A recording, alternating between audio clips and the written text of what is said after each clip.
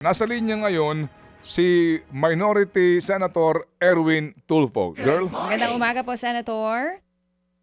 Manong Ted, DJ Chacha, good morning. Good morning po. Thank you po sa inyong oras.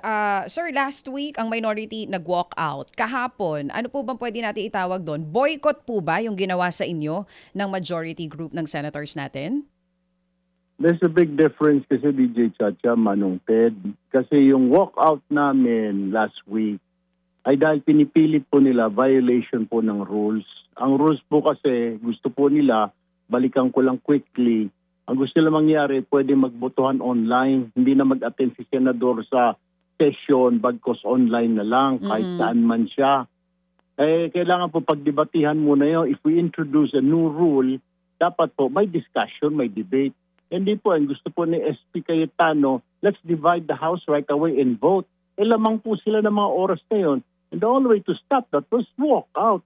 Ito po yung ginawa naman po nila, boycott po ito, in support po, o parang papapakita na kontra sila doon sa pag-aresto kay Senator Jinggoy. Eh, may warrant of arrest naman na Miss DJ. Oo. Wala po kayo natanggap, tama, na kahit anong notice sa inyo pong paghihintay doon sa plenaryo kasama po yung minority senators? Not even a text? Kaya nga po nandun ho kami, sabay-sabay po nagkita-kita po kami sa lounge dahil balita namin may mga ilan pa pong minority na natira na si Senator Marcoleta daw nandun pa, Senator Joel nandun pa. Alam namin si Senator Cayetano wala na, Senador Aimee sumama yata, nag-convoy kay Senator Jinggoy. So maasa kami na may papasok dun sa kanila kasi majority floor leader na lang si Joel Villanueva. Eh pagdating po namin dun, wala. Sinabihan na lang po kami na wala raw tao, umalis, hindi makontak ng Senate Secretary. Eh sabi namin, kontakin mo. Yun na nga, after an hour, nag-message na po si Senator Cayetano sa kanyang Facebook na komo makiisa sa kanila, sa kanilang ika nga pinaglalaban. I don't know kung ano yung pinaglalaban ho nila. Senator, nakita namin yung ilang mga majority senators kasama nga po ni Senator Jinggoy. Nandun si Senator Alan Peter Cayetano, Senadora Aimee Marcos, Senator Marcoleta was there. Naaninag din namin si Senadora Camille Villar. Nasaan po yung iba? Where is Senator Chis Escudero? Di namin nakita kahapon si Senator Joel Villanueva. Nasaan po yung ibang majority senators? Absent po yata si Senator Senator Chis. Si Senator Joel, alam kong nandyan pa ho kahapon, hindi po sumama. So we were really thinking na magkakaroon po ng session dahil nandun po majority floor leader po, hindi po ba? May balita pa kami, nandun pa si Senator Marcoleta na nagpaiwan. So we were really hoping na merong quorum kahapon, may session. Eh wala naman po. Under the Senate rules, pagka po ganyan na supposedly dapat meron po kayong quorum na akala nyo may mangyayari kahapon sa Senado, kapag hindi nagpunta yung ibang mga senador na wala ng quorum dahil sa nangyari kahapon, paano po yun? May mananagot po ba pagka ganon? DJ Chacha, dereliction of duty ang tawag ho doon eh. Tinitignan yung mga ibang kasamahan ho namin, tinitignan kung pwede bang kasuhan niya sa ethics yung mga yan. Eh kaso mo, napakadami naman ho nila at first time na mangyayari ho yan. Tinitignan ho namin, pag-aaralan ho natin kung ano ho po pwedeng gawin. Kasi nga po, eh biglang hindi lang sila nagpaalam. Parang animo yung mga pusa, aso sila na biglang lumayas na lamang. Number 2, wala din po doon sa rules. Ang sinasabi lang po na hindi ka papasok or wala pong session, kasi ginawa po nila, ginawa lang tuloy ng session, ay kung meron mo force majeure, may bagyo, may kidlat, may lindol, what have you, hindi yung kidlat, bagyo, earthquake. Wala nga pong ganun eh. So wala po sa rules yun eh. Pangatlo po, binayaran po kami, pinapasweldo kami ng taong bayan. Ito po yung nakakahiya. Humingi na po ako ng dispensa sa lahat. Yan na para sa mga kasamahan ko na hindi po pumasok na pinasweldohan kahapon. Eh kaso mo hindi pumasok dahil nakiisa sila, nakidalamhati sila po doon sa isang kasama namin na papunta sa kulungan. Ikaw kaya DJ Chacha, ordinaryong empleyado ka, clerk ka sa isang opisina. Samahan mo yung kaibigan mo na makukulong na basta lang sabihin mo lalayas ka, hindi ka papasok dahil sasamahan mo. Ano mangyayari sa'yo? Kung hindi ka suspendido, memo ang abutin mo. Kung Oo. pulis, militar na hindi papasok ng isang araw, awol ang mangyayari. Tapos kami pag senador, hindi nga papasok ng 6 na buwan, may sweldo. Mm-mm. Paano ho ito? How do we explain that? Oo nga po. Oo, Senator Erwin, tanong lang ako para ho mas maintindihan ng tao kahapon ng sitwasyon. So 11 present na minority members, no? Okay, under your rules, hindi kayo pwede kasi technically ho naman, 'di ba, Senator, ano po, ito ho ay nangyayari sa both houses, no? Kapag may presiding officer, alright, at mayroong majority leader at may mga present doon at mag-dispense kayo ng roll call para lang kayo makapag-raos ng inyong mga administrative na mga tungkulin, pwede namang kahit walang quorum, di ba? Technically, hanggat wala nang question yan, pwede naman kayong magtuloy, di ba? Kailangan po, Manunted, ayon po sa rules, majority po nandoon po 20 at 22 po, 23 po yata kami, 24 ang bilang po except sa nahuli na si Senator Jinggoy kahapon. So that makes us 23. So kailangan po namin ng at least 12. 11 lang ho kami, wala akong sumipot sa kanila ng isa. Inaasahan nga po namin si Senator Joel bababa. O kanya si Senator Dante Marcoleta bumaba. Hindi nga po bumaba, hindi na po nagpakita Opo, pero yung nga pong aking kasi pinupunto ho dito, no? Kasi kayo minority. So definitely wala sa inyo na pwede mag-preside. Under your rules, maliban sa Senate President, sino pa ba ang pwede mag-preside? Senate Pro Tempore lang ba? Pro tempo, pwede rin po ang majority floor leader po pag may quorum po. Okay, di ho ba, no? So, meaning kahapon, kasi nga puro minority, so walang presiding officer. Kaya ho kayo naghihintay ng yung nga, no, taga-majority. Kasi nga po, dapat may mag-preside. In the absence po of presiding officer, so walang quorum. Ang tanong lang po dito, meron bang specific na nilabag na rule ang inyong Senate President? Kasi po walang formal na abiso sa inyong minority leader na walang session kahapon at meron siyang mensahe idinaan lang sa Facebook. Ano ba ang rules po ninyo? Ang nakalagay po doon, dapat po titimbrihan ng Senate President ang minority leader, yung kanyang mga kasamahan na wala pong sesyon. Yun po yung tama, yun po yung nasa rules. Pangalawa, the only way na wala pong sesyon ay kung may force majeure po, kung may bagyo, kagaya pong ginagawa, sinususpindi na po ang sesyon. Wala pong nangyaring gano'n. Hindi po tinimbrihan yung kanyang mga kasamahan, kami sa minority. Lalong na walang sesyon dahil sasamahan yung kasama namin na dadalhin sa kulungan. Wala naman ho sa rules namin ho yun, Manong Ted. Oo nga po. So dalawa po kaya yung violation po doon Dalawa pong hindi sinunod sa rules Kapag ho ganyan ngayon na, umano ay lumabag sa mismong panuntunan po ng Senado ang Senate President, ano ang balak ng minority po mamaya? Will you raise this issue?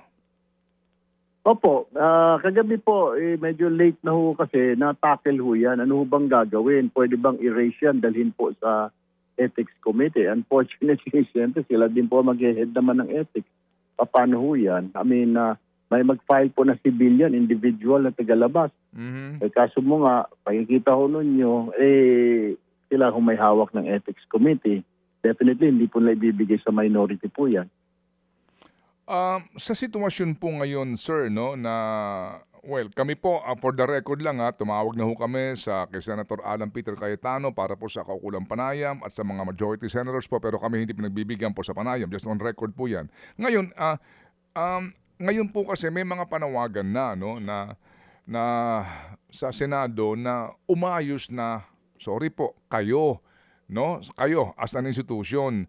And meron na po mga nagsasabi din na untenable na itong sitwasyon na ito na kinakailangan na po talagang magpalit ng Senate President. Will that happen tonight? Meron na ba kayo nakuha pong dagdag na miyembro sa minorya para mahawakan na po ninyo ang leadership so you can now work and move on? Kailangan po namin ng dalawa po sa kanila. Kailangan siguro, Manong Ted, abot-abot na nga ho yung dasal ng grupo ho namin na meron pong mahimasmasan sa kanila o kahit mauntog na lang sa hagdanan, madulas, para ika nga magising. Wala na po kaming ginagawang trabaho for the past 3 weeks. Actually, ang total po is 7 session days hanggang kahapon. 8 po ngayong araw. Wala pong naipapasang batas. Nakakahiya naman, Manong Ted. So, the only way talaga po, kailangan po natin ng change of leadership sa Senado para ika nga makausad na ho tayo. Pero we need the numbers. We don't have the numbers, Manong Ted. Ngayon po 11-11 kayo. Kapag kayo po mag-roll call, mag-quorum call, 11-11 kayo. So, paano po yan kung sakasakali na meron kayong mga pagbobotohan? Halimbawa, mag-raise na naman po ng votation issue itong si SP Cayetano o si Senador Marcoleta doon sa kanila pong panukala to amend your rules sa teleconferencing na mga pagboto, 12-12 kayo. Paano yun? 11-11 kayo. Paano yun? Definitely, we will have to protest again, contest that on the floor, and we will have to manifest. Nasasabihin namin, ito yung rules eh. Kailangan namin pagdebatihan. Otherwise, ang pinaka-option lang namin, Manong Ted, kung ayaw talaga makinig, kung sasabihin na, pero pag sasabihin niya, divide the house, wala, tabla. Kung sino man yung mag-re-raise doon as to divide the house, para siyang tanga, dahil talo, wala di sila mananalo, dahil tabla ho eh. Huwag na nila i-force yung issue, then we can move on to another bills. Ang dami pong mga bills, Manong Ted, na nag-aantay na para sponsorship. Actually, kung may isang absent sa kanila, panalo kayo. Exactly. Pero ewan ko kung sino mag-absent sa kanila. Sana nga may mag-absent po sa kanila para manalo kami. Pero knowing them, sigurado ko kayo. So, sumusunod ho sila kung ano sinasabi po ni SP Cayetano. Kahapon sa isang panayam, nabasa ko sa isang periodiko na may sinasabi si Idol Rafi na meron ng mga pangitain. May dalawa daw na kitang-kita na yung kanilang body language at mga kanilang expression na hindi na sila masaya sa nangyayari at lilipat sa inyo. Sila Villar ba yun? Hindi po eh. Medyo hindi po. At saka hindi ko sigurado kung sino ang tinutukoy ni Senator Rafi. Hindi pa kami nag-uusap. Pero definitely not the Villars. Dahil si Camille po talagang susuporta po doon sa kabila. Manong Ted. Tapos tinaas pa ni VP Sara yung kanyang kamay noong nakarang halalan. So paano po susuporta dito sa grupo po namin yan?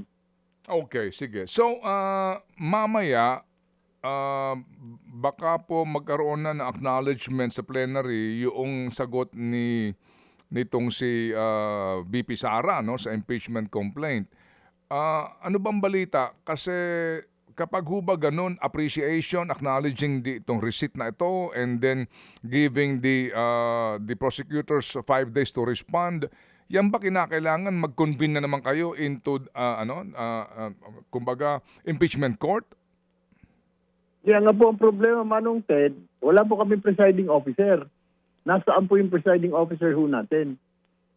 That's the problem. Isa pa ho yan, di ba? So patuloy ho silang mag-walk out, mag-absent. Paano uusad dito? Lahat po natitenga dahil po sa kanila. Alam din ho nila na wala pong quorum pag hindi sila papasok. Kaya nga at the end of the day, the end result po, ang kawawa yung tao. Okay.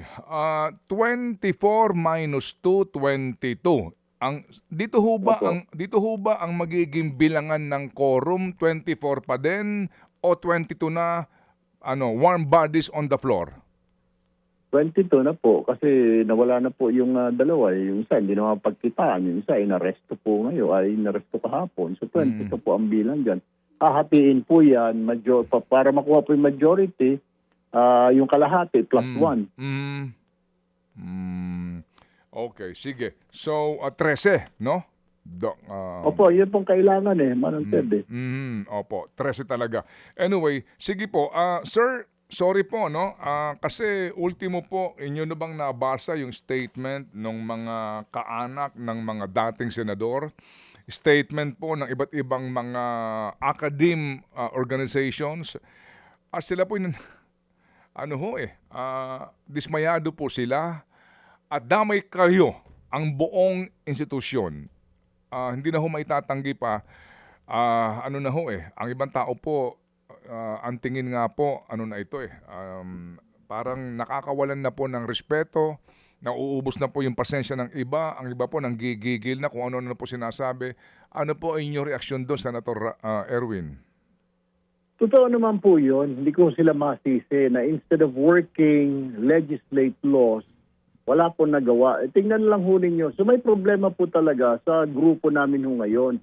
May problema yung pagkudita po nila, yung grupo po ni Senator Cayetano. Parang hindi niya po makontrol. Ewan ko kung saan ho patutungo ito.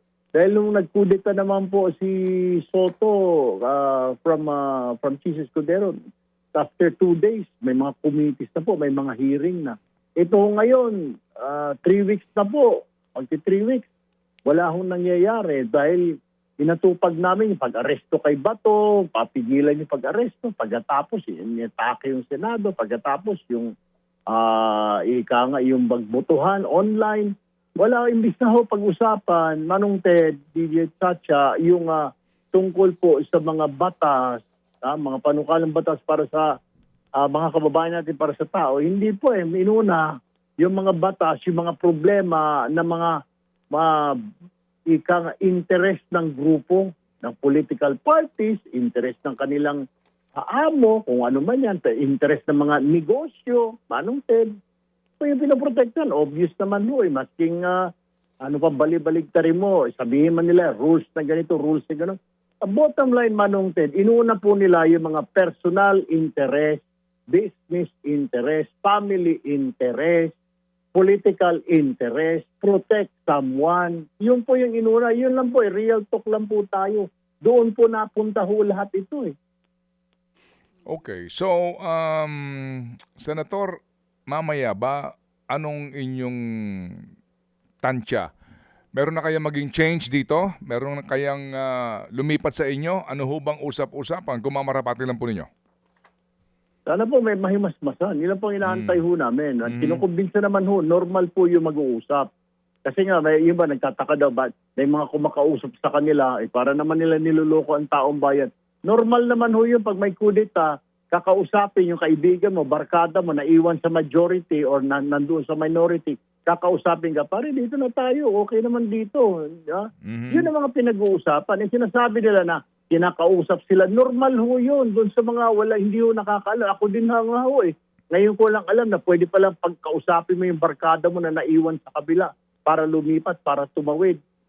Kaso mo nga, ang problema nga po, ayaw nga hong tumawid dahil may mga pinoproteksyonan po, Manong Ted. Business interest, family interest, personal, political, etc., etc. Senator Erwin, yung sinasabi ni Senator Jinggoy na siya kinakausap na iwan niya yung independent majority kapalit ng kanyang kaso. Anong sa inyo doon? Kahapon, narinig po niyo yung sinasabi niya. May kumakausap sa kanya, Manong Ted. Alam ko na mga kasamahan na namin, na mga kaibigan ho niya. They were talking to him. Pero offering him na mawala yung kaso, hindi naman ho namin hawak ang ombudsman. Hindi naman hawak ng mga kasamahan po namin ng ombudsman, ang Sandigan Bayan. Paano mo po maipapangako ho yun? Alam ko merong grupo namin, sa grupo namin, kumakausap sa kanya since day one. Pare, dito ka na. Ang problema nga ho, yung pag-aalok, ewan ko, unless kung kinakausap po siya ni Ombudsman Boying Rimulya, hindi naman siguro dahil may kaso na ho siya. Alam nga ba naman, pupunta siya sa Pangulo. Pero sa amin ho, aminin ko, may mga kumakausap po sa kanya araw-araw na lipat ka na dito sa amin, pare. Pero wala akong pangako. Alam kong very sure, 100% na pinangakuan na wala siyang kaso. Dahil wala naman ho sa kamay namin yung warrant of arrest niya pag-i-issue. Sandigan Bayan po yan, Manong Ted. Opo. Sige, so reaksyon po ninyo dito po sa balak po na mag-appoint daw kay Senator Marcoleta bilang subcommittee in charge para po exclusively mag-imbestiga sa flood control scandal ng Blue Ribbon Committee. Kumbaga, committee chairman si Pia Cayetano, may subcommittee daw po at pangungunahan ni Senator Marcoleta. Ano po yung take doon? Wala pong problema doon, Manong Ted. basta ayan na naman sila, gusto lang i-shortcut. Hindi pa nga po nagkukonvene, hindi pa nga po nag-start yung mother committee na sa ilalim ni Senadora Pia Cayetano. Dapat po meron muna, mag-convene muna yung committee ng Blue Ribbon. Tapos i-designate po na through sa floor po yung subcommittee na yan. Hindi po yung sila-sila. Wala nga pong miyembro, hindi po kami kinonsult kung sino po mga miyembro dyan. Dapat po meron po kaming may mga kasama po dyan ng mga minority. Wala naman po. Paano ho ito? So, sila lang po manungted ang Blue Ribbon at saka yung subcommittee, sila lang rin. Sa rules po, dapat po mga ex-officio, mga minority leader, deputy minority leader, dapat po may ganun. in other words, pwede naman yon pero idadaan sa approval din ng plenaryo. Basically, yun Exactly. yun. Opo. Yun po yun. Exactly, Manong Ted. Kaso sinushortcut nga nila kaya nga. Wala akong problema. Mag-imbestiga sila hanggang gusto nila. Idaan natin sa plenaryo, di ba? Isama nyo naman kami dun sa usap-usapan nyo. Hindi yung kayo lang nag-uusap. Sige po. So, kami magmamasid mamaya at Senator Erwin at aasa nga po na ano bang advice? 3 p.m. ba? 5 p.m.? Anong oras ng sesyon? Nasa rules po yun, 3 o'clock po, every day, Monday to Wednesday po ang sesyon. So, yun po susundin namin. Bagamat wala po instruction ng SP, so nandun po kami before 3 o'clock. 3 o'clock, nandun po kami sa session hall. Kami pong minority. Sige, kami po magmamasid po ulit at aasa nga po na magkaroon na po dito ng kaayusan dahil nga po ngayon ang sinasabi ho na marami dito, 24 lang kayong gulo nyo. Opo, I mean... Intindihan ko, Manong Ted. Intindihan ko ang frustration ng tao. Opo. Sige, salamat po Senator Erwin sa inyong panahon. Maraming salamat po, Manong Ted. Good morning, DJ Salsa. Mga kapatid, patuloy po kayong tumutok sa 105.9 True FM para sa totoong balita, impormasyon, music and entertainment. Mag-subscribe sa aming YouTube channel at podcast at sundan nyo kami sa Facebook, Instagram, X at TikTok sa True Network PH. Bisitahin din po ang aming official website, truefm.ph. At panoorin din kami sa True TV Signal, Channel 19. Kami po ang 105.9 True FM. Laging true sa'yo, kapatid.